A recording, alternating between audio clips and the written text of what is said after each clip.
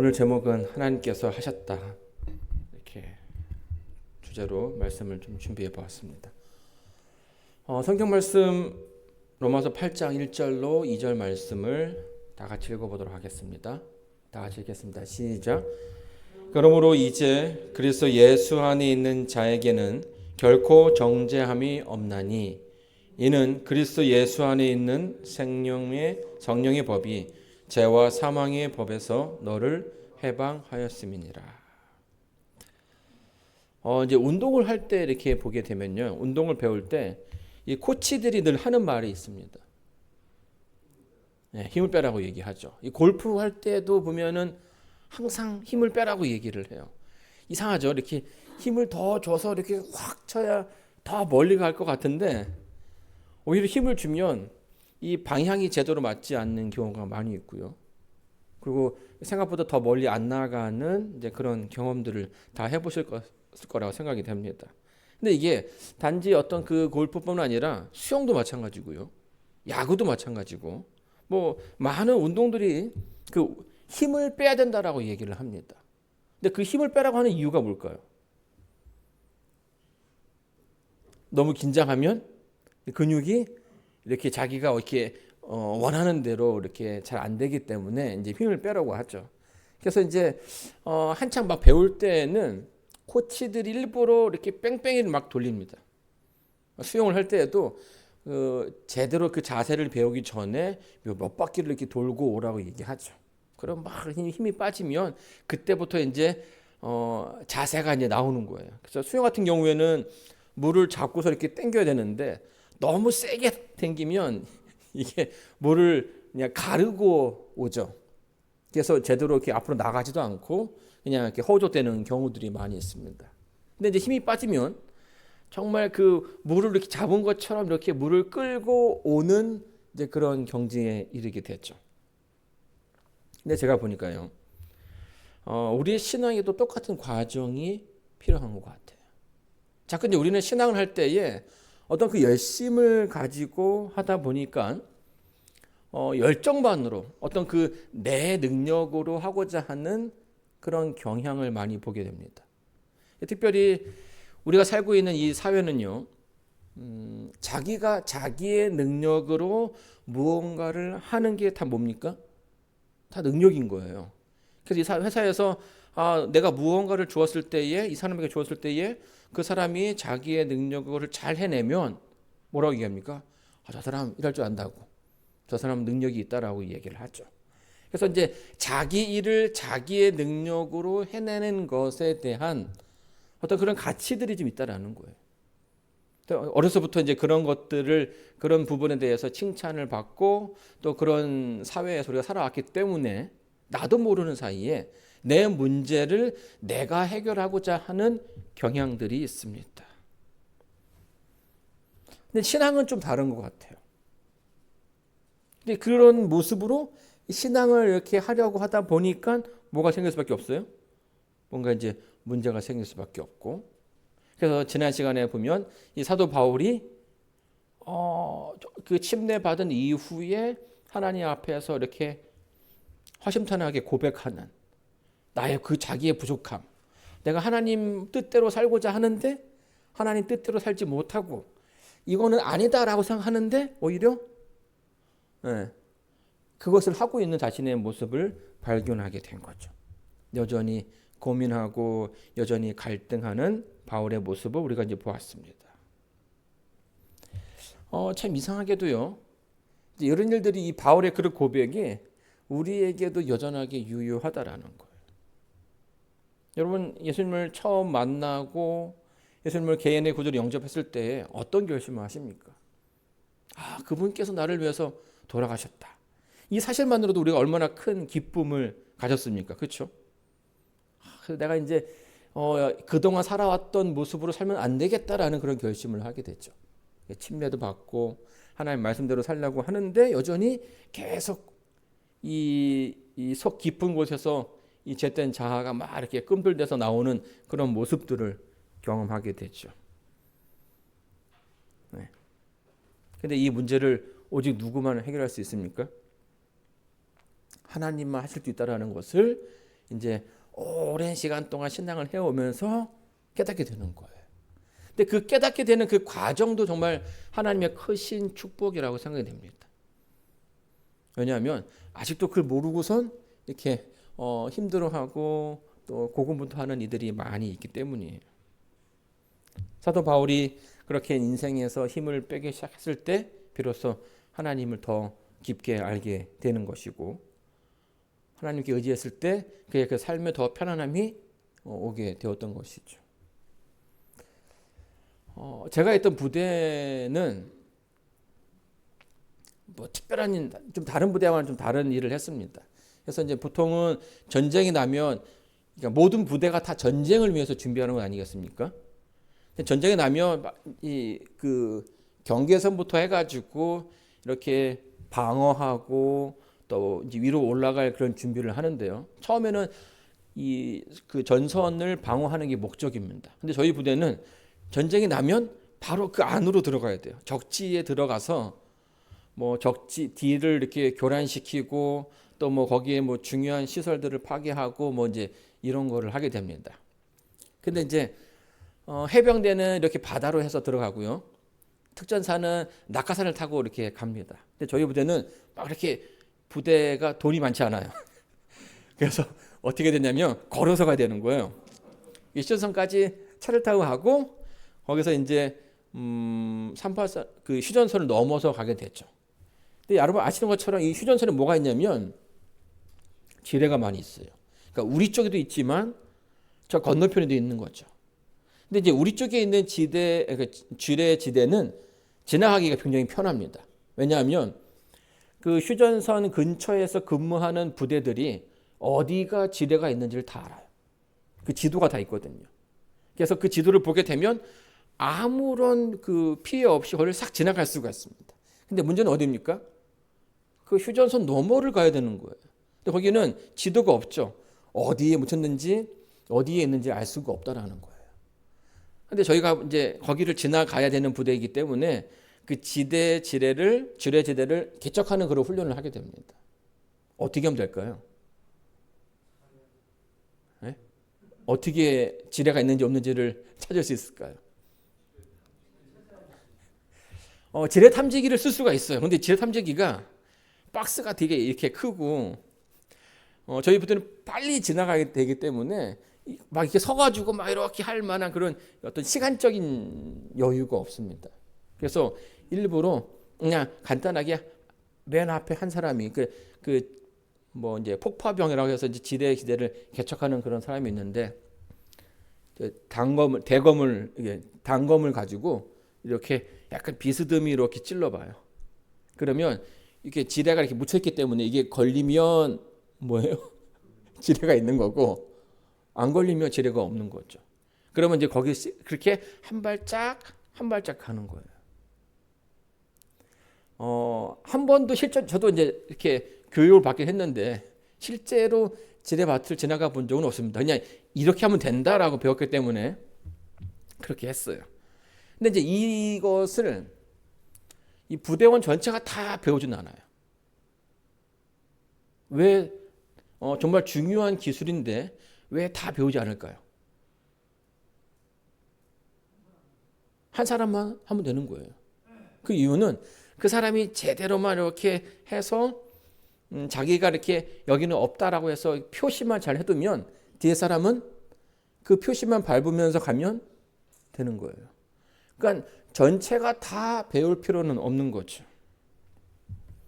한 사람만 잘하면 되는 것입니다. 이 전문가의 역할이 그렇게 중요한 것 같아요. 근데 성경에서 이와 같은 역할을 하시는 분이 계시죠. 가장 먼저 우리에 앞서서 우리의 그 삶을 이끄시는 분이 있습니다. 그게 누구십니까? 하나님이시에요.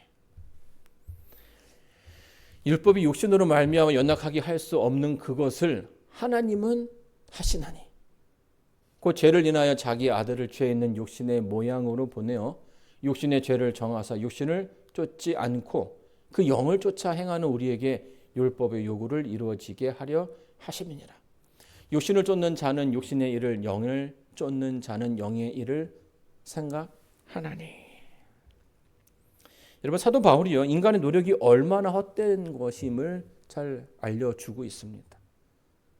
정말 하나님과 아주 가까이서 하나님의 그 역할을 하나님께서 그 이끄시는 일을 했고 특별히 그 이방인을 위해서 선택받은 사도 바울이지만 그 역시도 인간의 그 능력, 자신의 그 능력이 하나님 앞에서 얼마나 의미가 없는 것인지를 깨닫게 되었어요.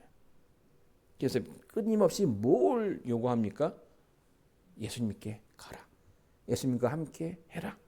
그분을 우리의 그 마음 가운데 모시면 뭐 한다는 겁니까? 우리에게 구원이 주어진다라는 거예요. 굳이 내가 어렵게 이렇게 살려고 할 필요가 없이 하나님께서 가셨던 그 길을, 예수님께서 앞서 가셨던 그 길을 한 발짝 한 발짝 따라가다 보면 나도 모르는 사이에 우리가 어디 있게 되는 것입니까? 하나님 옆에 있게 되는 것이고 하늘나라에 이르게 된다라는 것이에요. 이게 이제 사도 바울이 말하는 이제 믿음으로 말하면 의에 대한 이야기죠. 그래서 우리가 사실은 이 구원에 대해서 이렇게 이야기할 때에 크게 걱정할 필요는 없다고 생각합니다. 그러니까 우리 스스로 무언가를 이룰 수 있는 것이 아니라 내가 매일매일의 삶 속에서 예수님을 따라가기 때문에 그러면 이렇게 한 발짝 한 발짝 그 앞만 보고 가다 보면 그분께서 이끄시는 곳에 우리가 있게 된다라는 거예요. 이게 성경에서 말하는 구원의 그런 모습이죠. 자, 그런데 이제 자꾸만 우리는 이제 이 구원의 개념에 대해서 어떻게 생각하냐면 어떤 내가 얻었다라는 그런 개념으로 많이 생각하게 됩니다. 그렇죠? 마치 내가 어떤 물건을 소유한 것처럼 그 구원을 소유했다라고 생각하는 거죠. 근데 성경은요, 결코 그것이 어떤 그 소유의 개념이 아니라 어떤 그 선적인 계속 이어져 가고 있는 그런 모습으로 설명해 주고 있어요. 우리가 하나님 안에 계속 있어야 하는 것을 이야기하는 거죠. 이제 가을이 되고 이제 겨울이 되면 사과를 수확을 합니다. 그렇죠? 여러분 이 사과는 맛있어 보입니까? 맛이 없어 보입니까? 맛있어 보여요. 이 사과는 이제 여름의 사과예요. 그러니까 아직 물이 이렇게 색깔이 안 든 거죠. 그러니까 풋사과라고 얘기할 수 있습니다. 근데 이제 물론 그쵸 인도 사과 청사과도 있긴 하지만 이거는 이제 풋사과 제가 사진을 가지고 온 겁니다. 근데 많은 사람들이 사과하면 이제 빨간 사과만을 생각합니다. 그렇죠? 그리고 그 수확되어서 나온 사과만을 맛있는 사과라고 생각하지만 사실은 사과는요 1년 내내 그 사과의 모습을 가지고 있어요. 봄에 이제 꽃을 피우고 꽃이 떨어지면서 나오는 그 열매, 그 작은 열매. 물론 이제 먹으면 뭐 합니까? 시죠. 아직 그 어떤 그 사과로서의 그 역할을 하지 못하는 그런 모습이지만 그럼에도 불구하고 그것도 뭐라는 거예요? 그것도 사과라는 거예요. 또 여름에 좀 커지고 이제 가을에 이제 이게 이제 익어가면서 색깔도 변하고 단맛이 더 늘어나는 것처럼 그 나무에 달려 있는 그 사과의 모습 매 순간 순간이 다 사과라는 거예요. 이 사과가 나무에 달려 있는 한 이 사과는 뭡니까? 계속 사과라고 불려지는 것이죠. 그리고 그 가운데 계속 뭐 하는 겁니까? 계속 익어가는 거예요. 어제보다 오늘이 더 나은 거고 오늘보다 내일이 더 맛있어지는 것이 이 과일의 운명인 거죠. 자, 그런데 이제 이 사도 바울이 7장에서 경험한 구원에 대해서 이야기를 하면서 고민이 이제 시작되는 거죠. 과연 우리는 구원을 한번 받으면 그 구원이 정말 영원토록 가는 건가? 제가 이제 이 말씀을 드리는 이유는 뭔지 아시겠죠? 구원에 대해서 좀 다른 생각을 가진 사람들이 굉장히 많이 있습니다. 특별히 일반 이제 개신교 같은 경우에는 한 번 구원 받으면 한 번 해병은 영원한 해병 뭐 이렇게 얘기하는 것처럼 한 번 구원 받으면 내가 영원토록 이제 구원 받는다라고 이야기하죠. 구원이 확증되었다라고 얘기합니다. 그래서 뭐예요? 거기서 이제 내가 이제 구원 받은 것에 대해서 감사하면 딱 되는데 또 한 발짝 더 나가죠. 이제 구원받았으니까 내 마음대로 살아도 된다라고 하는 사람들이 생기는 거예요. 딱 구원받았는데 내가 이제 뭐 주저할 게 무엇이 있느냐 이렇게 얘기하는 거죠. 그래서 이 기독교 역사를 보게 되면 항상 어떤 이 기독교의 구원이 가면서 이 옆가지로 빠지는 것들이 있어요. 율법을 완전하게 지켜서 율법으로 구원받겠다 하는 완전주의자, 율법주의자들이 있는가 하면요. 그것을 완전히 반대로 가서 나는 이제 구원받았으니까 내가 하고 싶은 대로 해도 상관이 없다. 그래서 오히려 그 쾌락주의로 빠지는 경우들을 우리가 종종 보게 돼요. 자, 그렇다면 과연 성경에서 이 구원에 대해서 어떻게 가르쳐주고 있을까요? 디모데후서 4장 10절에 있는 말씀을 한번 보도록 하겠습니다. 다 같이 읽어보겠습니다. 시작. 데마는 이 세상을 사랑하여 나를 버리고 데살로니가로 갔고 그레스게는 갈라디아로 디도는 달마디아로 갔고. 여기 이제 데마라는 그 예전에 함께 같이 사역했던 한 청년의 이야기를 해주고 있습니다. 그러니까 다른 청년들은, 다른 그 동역자들은 그들에게 주어진 그 사역을 감당하기 위해서 각자 주어진 그 사역지로 떠나는데요. 이 데마는 좀 다른 모습을 보이고 있죠. 성경에서 뭐라고 설명하고 있습니까? 세상을 사랑해서 그 사역지를 떠나서 하나님을 떠나서 데살로니가로 갔다라고 이야기해 주고 있습니다. 근데 이제 바울이 썼던 그 편지서들을 보게 되면요, 이 빌립보서 4장에서 이 빌립보 교회가 세워질 때 정말 헌신했던 사도 바울을 많이 도와줬던 이 두 명의 인물에 대해서 이야기합니다. 이게 누구냐면 유오디아와 순도계라는 그런 동역자였는데요. 그들을 설명해서 뭐라고 얘기했냐면 이 동역자들의 이름이 하늘의 생명책에 적혀져 있다라고 이렇게 설명을 해주고 있어요.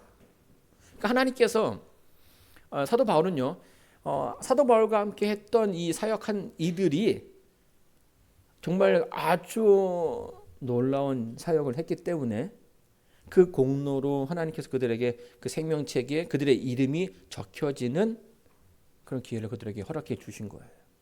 그 부분에 대해서 사도 바울이 이렇게 기술하고 있습니다. 자, 그런데 그 말은 무슨 말입니까? 함께 동역한 이들에게 구원이 주어지게 된다는 거예요. 만약에 한 번 받은 구원이 영원하다면 사실 이 데마의 이 떠나감은 있을 수 없는 일이 되는 거죠. 그렇죠? 그런데 성경은 이 데마가 비록 함께 동역했던 그런 인물이지만 지금 세상을 사랑해서 자신을 떠났던 그 사실에 대해서 이야기해 주고 있는 거예요.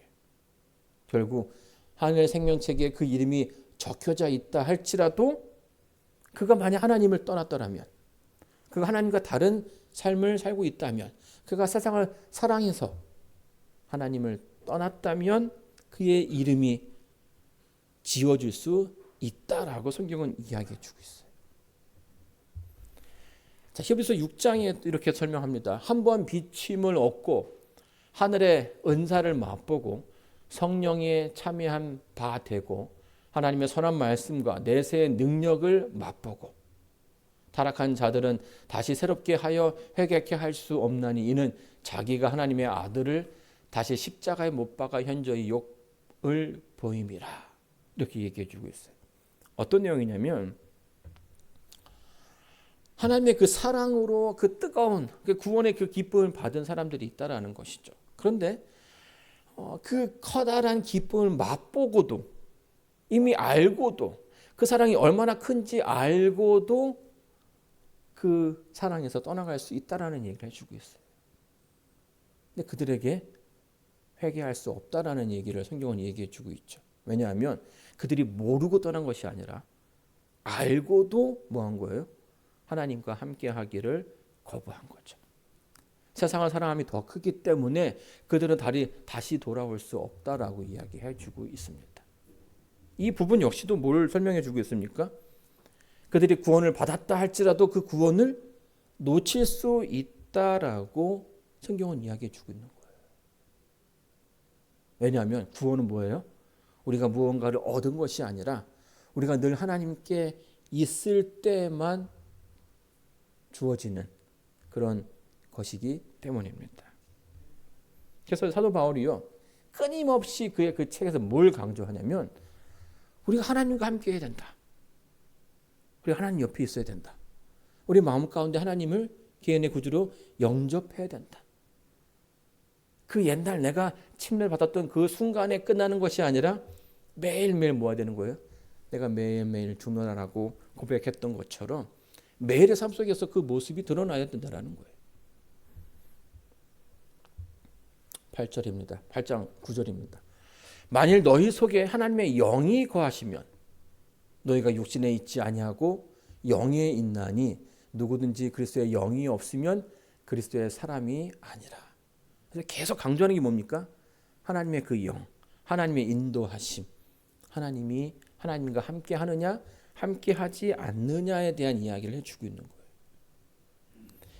성경에서요, 이 구원과 죄 그리고 어떤 그 선과 악의 대쟁투에 대해서 알기 위해서는 이 성서적인 세계관을 우리가 좀 이해해야 합니다. 하나님께서 어떠한 의미로 말씀하고 계시는지 알아야 된다는 거죠. 성경은 우리가 살고 있는 이 땅에 우리 말고도 선한 존재가 있다라고 이야기해 주고 있고요. 또 악한 세력이 있다라고 이야기해 주고 있어요.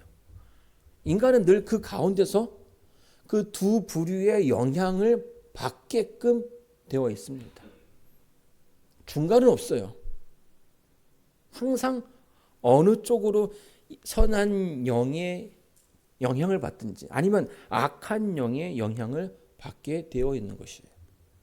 그런데 선한 영의 영향을 받은 사람을 뭐라고 부른다고요? 영의 사람이라고 부르고요. 악한 영의 이 영을 받은 사람들은 육의 사람이라고 성경은 이야기해 주고 있습니다. 좀 더 자세하게 이해하기 위해서 우리가 창세기를 좀 살펴볼 필요가 있습니다. 창세기 2장 7절에는 여호와 하나님이 흙으로 사람을 지으시고 생기를 그 코에 불어넣으시니 사람이 뭐가 되었다라고 얘기해 주고 있습니까? 생명이 되었다라고 얘기해 주고 있죠. 이걸 이제 도식으로 만들어 보면 이렇게 씁니다. 흙에다가 하나님의 그 영, 생기를 불어넣게 되면 생명이 됩니다. 그런데 그 영에다가 다시 하나님의 그 영, 생기를 빼게 되면 뭐가 남을까요? 흙이 되는 거죠. 하나님께서 다른 동물들은 다 그냥 말씀으로만 하셨는데 사람은 아주 좀 다르게 하셨어요. 모양을 빚으셨고 그 코에다가 생기를 넣으셨습니다. 그런데 그 생기가 빠지면서 우리는 육의 존재가 되는 거죠. 흙의 존재가 된다라고 성경은 얘기해 주고 있어요. 근데 이런 개념들이 계속 성경에 나오는데요. 창세기 6장에 보게 되면 여호와께서 가라사대 나의 신이 영원히 사람과 함께하지 아니하리니 이는 그들이 육체가 됨이니라. 그러나 그들의 날은 120년이 되리라 하시니라. 여기도 보게 되면 이제 그런 개념이 있는 거죠. 하나님의 신이 없는 그 존재들이 어떤 모습으로 살아간다고요? 육의 존재로 살아가고 있다라고 이야기합니다. 그래서 이 영의 존재는 성경에서 굉장히 중요한 요소입니다. 하나님의 그 영이 있느냐 없느냐. 니고데모와 그 대화 속에서도 예수님께서 그거를 계속 강조하죠. 육으로 난 사람은 육이요, 영으로 난 사람은 영이니, 그렇죠? 결국 우리가 어느 쪽에 속했는가를 알아야 하는 것이고 이것을 우리가 선택해야 된다는 거예요. 이 창세기 3장 14절에 보게 되면 하나님께서 뱀에게 이상한 저주를 내리십니다. 여호와 하나님이 뱀에게 이르시되 내가 이렇게 하였으니 내가 모든 육축과 들의 모든 짐승보다 더 저주를 받아 배로 다니고 종신토로 흙을 먹을지니라. 근데 사실은 뱀은요 흙을 먹지 않죠. 뱀의 주식은 뭐 쥐라든지 개구리라든지 이제 그런 것들을 먹는단 말이에요. 근데 하나님께서 왜 이런 말씀을 하셨을까 하는 것입니다. 혹시 어떤 그 흙이 다른 의미가 있는 것은 아닌가 생각해 보게 될 수 있죠. 성경에서 영을 떠난 인간을 뭐라 부른다고요? 육이라고 부르고 흙이라고 부른다면 여기서 이 흙을 먹는다는 이 표현이 무엇인지 우리가 좀 더 쉽게 이해할 수 있다라고 봐요. 영이 없는 몸의 주인이 누구라는 겁니까? 뱀이 될 수 있다라는 거죠. 뱀은 흙의 존재를 먹는 이 땅에서, 그래서 성경에 보게 되면 이 사단을 이 땅의 주인 노릇하고 있는 이 존재로서 설명해 주는 경우가 종종 있어요. 그러니까 악함의 중심이 되어버렸고 하나님의 세력을 반대하는 이들과 그들의 그 존재가 중심이 되었습니다. 그래서 이 요한복음 8장에 보게 되면 예수님께서는 이 사단을 이렇게 묘사해 주고 있습니다. 너희는 너희 아비 마귀에게서 났으니, 하나님을 모르는, 하나님 영접하지 않는 그들의 그 아버지가 누구라는 거예요? 마귀라고 얘기하고 있죠. 그들이 마귀에게 속했다라고 얘기해 주고 있어요. 너희 아비의 욕심을 너희도 행하고자 하느니라. 저는 처음부터 살인한 자요 진리가 그 속에 없으므로 진리에 서지 못하고 거짓을 말할 때마다 제 것으로 말하나니 이는 저가 거짓말쟁이요 거짓의 아비가 되었습니다. 여러분, 사실은 이제 우리가 우리 인생의 주인이 나인 것 같지만요, 결국 우리는요 이 둘 사이에서 영향을 받을 수밖에 없어요. 영의 영향을 받든지 악의 영향을 받을 수밖에 없다는 것입니다. 우리는 전쟁터 한가운데 서 있고 분명히 그 가운데서 한쪽을 선택해야 되는 거예요. 우리가 누구를 선택해야 될까요? 제가 이제 어린 시절에 읽었던 동화 중에 해님 달님이라는 동화가 있어요. 잘 아시죠? 이 엄마가 정말 이렇게 이 아이들을 잘 키우기 위해서 떡을 만들어서 장에 팔았어요. 근데 이제 이 팔고서 오는데 고개를 몇 개를 넘어야 되는지 모르겠어요. 그래서 막 떡 하나 주면 앉아 먹겠지 해가지고 이렇게 호랑이가 계속 하는데 나중에 그 떡이 어떻게 똑 떨어졌죠. 그래서 이제 엄마를 대신 잡아 먹습니다. 근데 이제 배가 안 차니까 어떻게 해요? 이 아이들을 잡아먹기 위해서 이제 오는 거예요. 제가 이제 이 장면을 보면서 늘 마음이 아팠던 것은 왜 아버지가 안 계셨을까? 이게 누가 집안에 어른이 이렇게 딱 하나 있으면, 한 분이 있으면 이 아이가 이렇게 고생할 필요가 없지 않습니까? 그렇죠? 막 이렇게 막 나무 위에 올라가고 뭐 동아지 타고 이렇게 하늘에 갈 필요가 없을 것 같은데 왜 아버지가 없었을까? 그런 생각을 하게 됩니다. 여러분, 이 이야기에서 제가 좀 이렇게 이야기를 가지고 온 이유는요, 이 빈집의 위험에 대해서 말씀드리고자 하는 거예요. 이 집이 비게 되면 어떻게 될까요? 망가지게 되고 낡아지게 되고 지저분해지게 됩니다. 사람이 살지 않는 집들은 더 그렇죠. 그래서 이렇게 사람이 살고 있으면서 그거를 이렇게 잘 관리해야 집이 오래오래 보존이 되는 거예요. 근데 아무리 좋은 집이라도 그 집에 아무도 살지 않기 시작하면 그 순간부터 이 집은 망가지기 시작하는 거죠. 성경에서도 이제 예수님께서 이런 비슷한 이야기를 해주고 계셔요. 누가복음 11장에 보게 되면 이게 잘 청소된 집에 대한 비유를 말씀해 주십니다. 한때는 이렇게 되게 지저분했던 그 집이에요. 거기에 누가 살았냐면 귀신이 살았어요.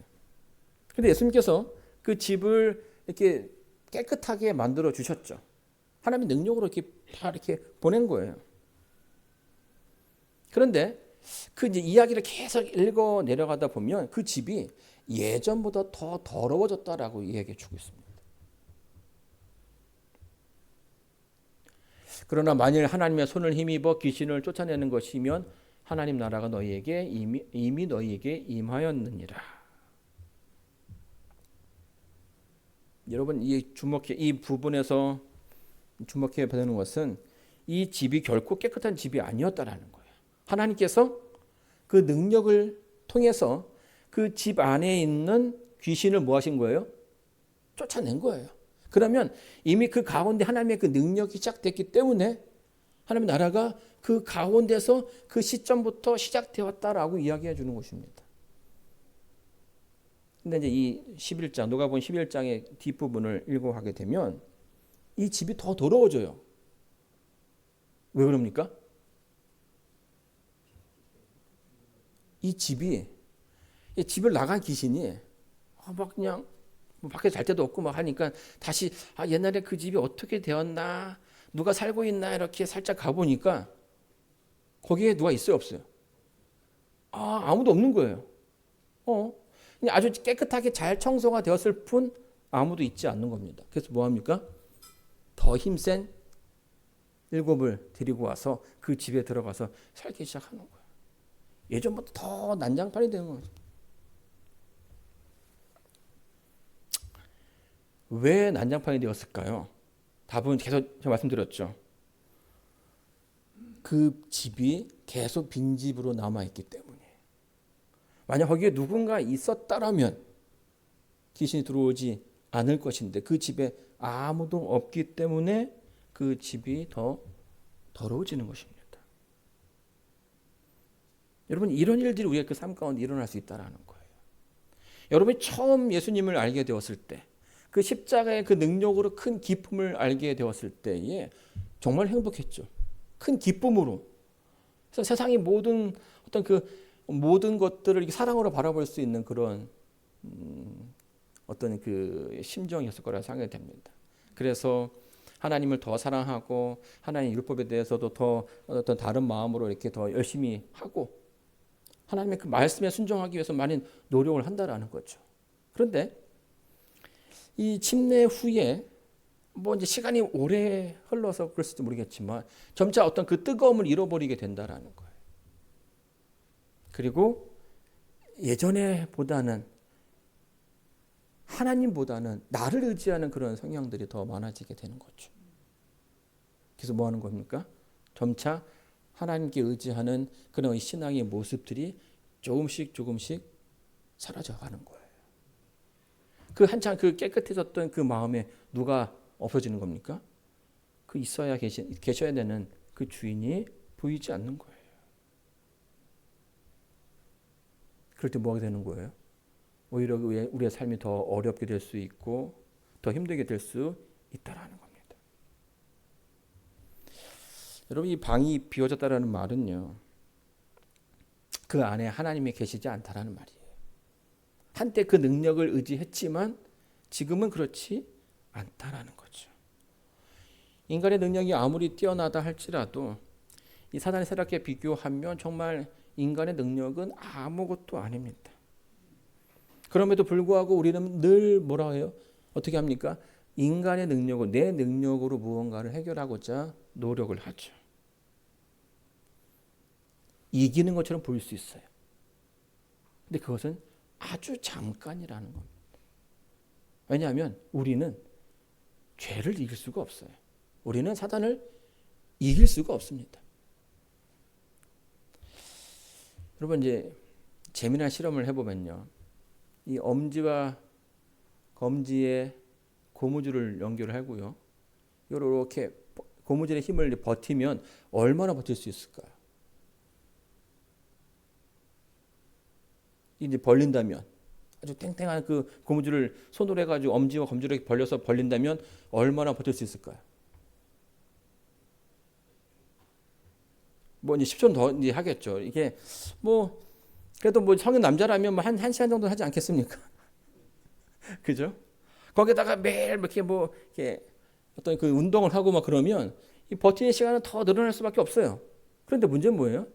이게 시간은 더 늘릴 수 있지만 이게 영원하지 않다라는 거예요. 결국 이 고무줄의 어떤 그 탄성을 이기지 못한 채 손의 이 두 사이는 점점점 이 간격이 줄을 수밖에 없는 거죠. 만약 이게 죄고 이게 엄지가 죄라고 하고요, 검지를 나라고 생각하고서 우리가 인간의 능력으로 이걸 벌리기 위해서 노력을 하면 할수록 물론 그 순간은 뭐 할 수 있어요? 이겨내는 것처럼 보이지만 결국 이 죄의 어떤 그 당김을 우리가 버텨낼 수 없다라는 거예요. 어떻게 하면 우리가 여기에서 다른 결론을 얻게 될까요? 이 고무줄을 다른 쪽에다가 걸면 됩니다. 죄와 연결시키지 말고 하나님께 연결시키면 된다는 거죠.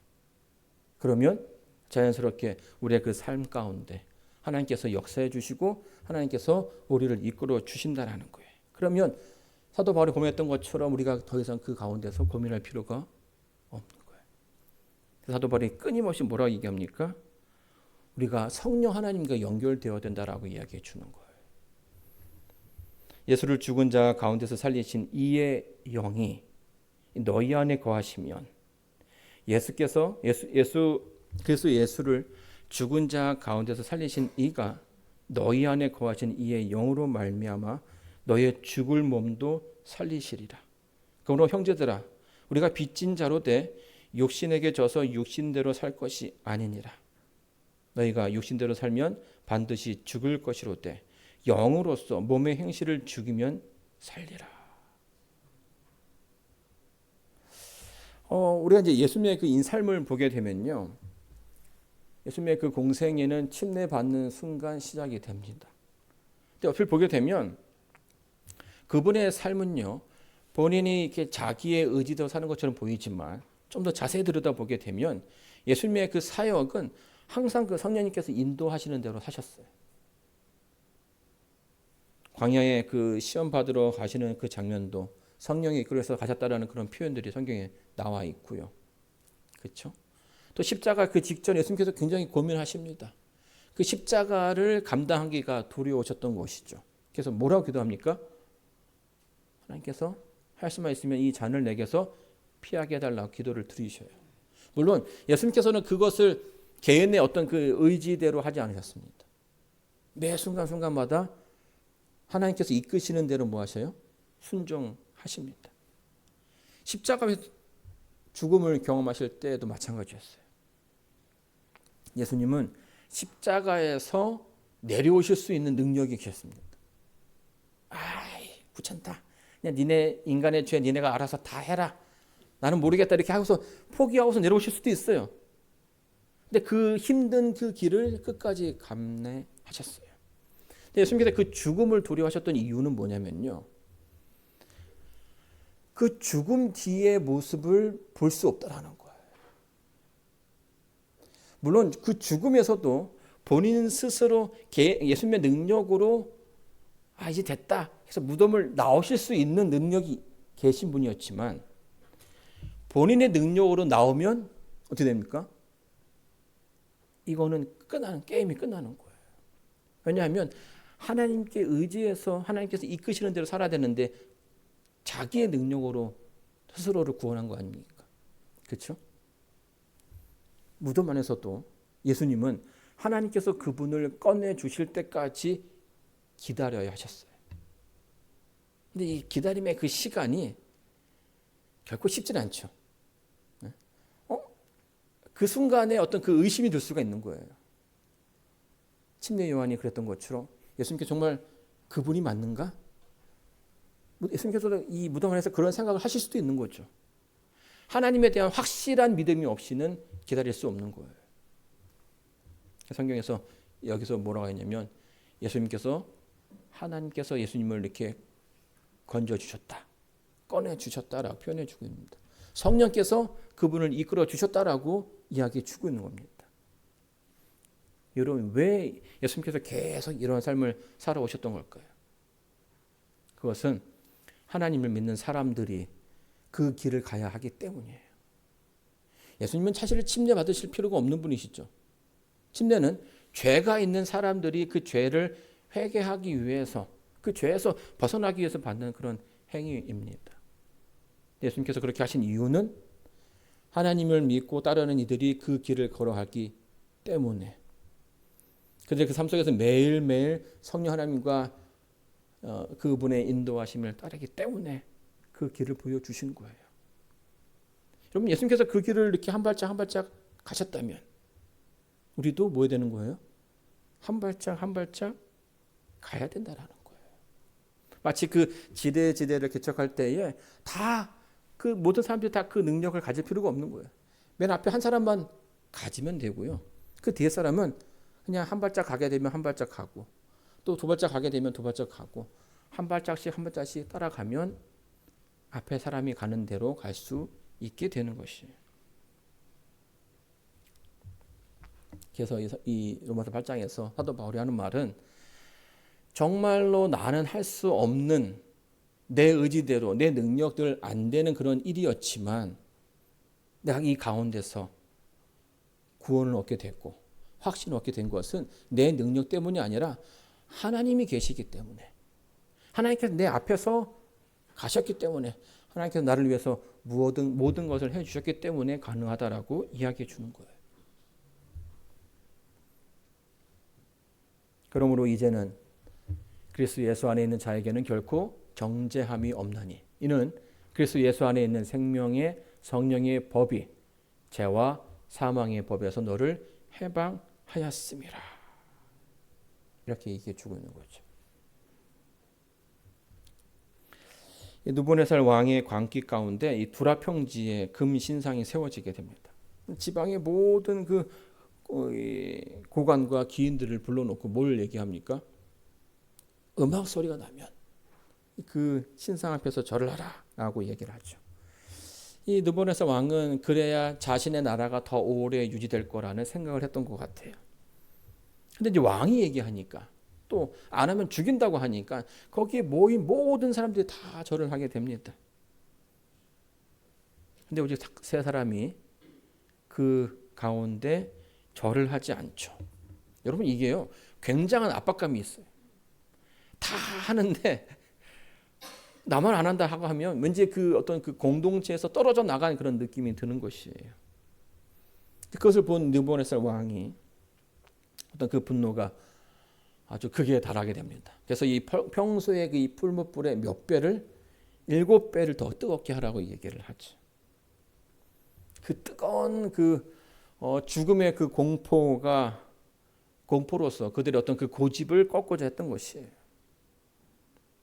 여러분 이 땅의 절대자들의 권세가 그들에게 느껴집니다. 권력의 힘이 얼마나 무서운지를 알게 됐죠. 그리고 이제 그 죽음의 어떤 그 냄새가 점점 코를 찌르게 됩니다. 누구도 그 죽음을 이겨낼 자가 없는 것처럼 보이죠. 그들에게 주어진 미래의 모습은 절망과 죽음밖에 없습니다. 근데 그 길을 그들이 그냥 걸어가게 되는 거죠. 왕이 회유를 하고 한 번 더 기회를 주겠다라고 얘기했지만 그들의 신앙에는 뭐가 없어요? 두려움이 없습니다. 주저함이 없죠. 여러분 그 이유가 뭔지 아십니까? 그들이 가는 그 길에 누가 있는 거예요? 하나님이 계시기 때문에 그들은 그 길을 가겠다라고 이야기하는 것이에요. 하나님께서 그들과 함께 한다는 것을 그들이 알았기 때문에 비록 많은 사람들이 그 죽음을 보여주고 있지만 그 뒤에 계신 하나님을 그들이 보게 되었던 것이죠. 하나님께서 함께 하셨기 때문에 하나님께서 그들과 동행하셨기 때문에 이 모든 것들이 가능했던 것입니다. 또 바울이 그러면서 그 사랑을 알게 된 사람들, 그 사랑을 경험한 사람들, 그래서 그 성령의 인도하심을 따라가는 그 사람들에게 하나님의 존재가 그들에게 다르게 다가온다는 것을 보여주고 있습니다. 무릇 하나님의 영으로 인도함을 받는 그들은 곧 하나님의 아들이라. 너희는 다시 무서워하는 종의 영을 받지 아니하고 양자의 영을 받았으므로 아바 아버지라 부르짖느니라. 하나님이 이제 누구라고 얘기해 주고 계십니까? 우리의 아버지라고 얘기해 주시는 거예요. 사랑하는 성도 여러분, 오늘 이 땅에서 우리의 그 삶 속에 많은 일들이 있습니다. 때로는 내가 믿는 그 신앙이 그 흔들릴 때가 있죠. 그러나 성경은 아주 우리에게 분명하게 얘기해 주고 있습니다. 하나님께서 하실 것이다. 너희 아버지가 하실 것이다. 하나님께서 너희의 아버지시다. 이 우주를 만드시고 이 지구를 창조하신 그분께서 우리의 아버지이시니 혼자 뭐 하지 말라고요? 혼자 두려워하거나 혼자 애쓰지 말라라는 거죠.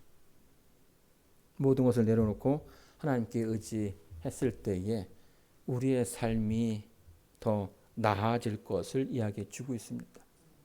사실 우리가 신앙하면서 늘 이 부분을 깨닫게 되기를 원하고 있죠.